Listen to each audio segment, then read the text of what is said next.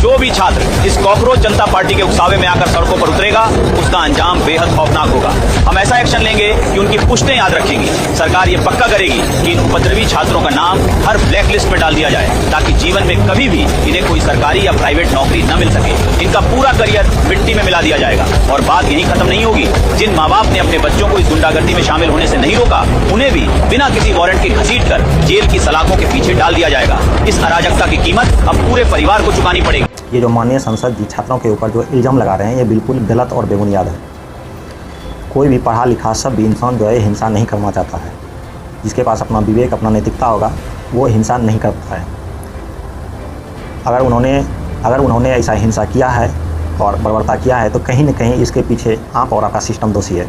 आपने अपने बयान में ये बोला कि जो भी छात्र अहिंसा और बर्बरता वाली हरकत की है उसको पकड़ के लेके जाया जाएगा, उसके ऊपर केस डाला जाएगा ताकि वो जीवन में कभी भी सरकारी या कहीं भी प्राइवेट जॉब नहीं कर सकता है। यहाँ तक कि आपने ये भी कहा कि उसके बच्चों को जो संस्कार मिला है उसके माँ बाप से मिला है, इसलिए उसके माँ बाप को भी घसीट के लेके जाया जाएगा, उसको भी जेल में सराया जाएगा। तो ये बात जो आपने बोली ये बिल्कुल सही बात बोली, क्योंकि हर एक बच्चे को जो संस्कार मिलता है उसके माँ बाप से मिलता है। तो मुझे बोलने के लिए बहुत कुछ है पर मैं वर्तमान स्थिति को ही लेकर के चलता हूँ। बताइए कि जब नीट का एग्ज़ाम हुआ उसमें जो क्वेश्चन पेपर लीक होता है तो इसके पीछे जिम्मेदार कौन है?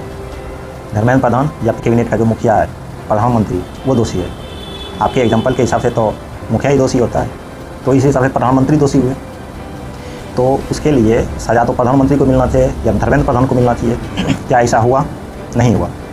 यहाँ तक कि जब छात्रों ने विरोध प्रदर्शन किया तो आपने उनकी बात नहीं मानी। यहाँ तक कि जब आपने दोबारा एग्ज़ाम करवाया उसमें 20 लाख से कम बच्चों ने ही भाग लिया, लगभग इसको 20 लाख बोल सकते हैं। और जब पहली बार एग्ज़ाम हुआ था तो उसमें 22 लाख प्लस बच्चों ने भाग लिया था। इससे क्या पता चलता है कि 2.5 लाख प्लस बच्चों ने एग्ज़ाम अटेंड नहीं किया। क्यों नहीं किया? क्योंकि कई छात्रों ने आत्महत्या किया। कई छात्र के पास पैसे नहीं थे ताकि वो सेंटर तक नहीं पहुँच पाए, और कई छात्रों का मनोबल और उसका आत्मविश्वास ही तोड़ डाला आपने, क्योंकि तुम इसके लायक हो ही नहीं।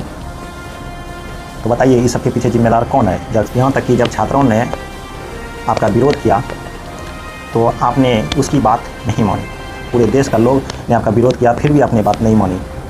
जब आपने बात नहीं सुनी, आपने बात नहीं मानी उनकी, तो वो शांतिपूर्ण तरीके से संसद तक जाकर के आपके सामने बात रखना चाहते थे। अगर आप सीधी तरीके से मान लेते कि ये हमारा गलती है, हमारा सिस्टम का गलती है, तो इतना बड़ा जन विरोध नहीं होता। इस प्रोटेस्ट में कई छात्रों ने अपना बलिदान भी दिया, बहुत सारी पब्लिक प्रॉपर्टी को नुकसान भी पहुँचाया गया। तो इस सब के पीछे जिम्मेदार कौन है? इस सब के पीछे कहीं न कहीं आप और आपका सिस्टम जिम्मेदार है।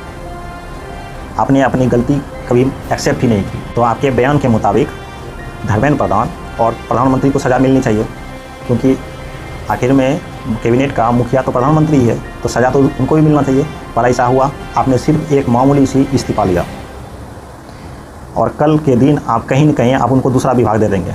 जो इंसान करप्ट है, गलत है, क्या उससे दूसरा विभाग में गलती नहीं हो सकता है? होगा, फिर होगा।